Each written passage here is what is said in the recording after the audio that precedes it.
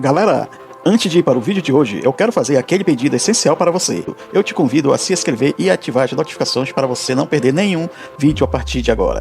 E se puder deixar aquele like logo agora no começo do vídeo, eu agradeço, porque isso fortalece muito o meu trabalho e afinal de contas não custa nada para você, mas para mim tem um valor imenso. Dê essa força para o canal, pois estou contando com você.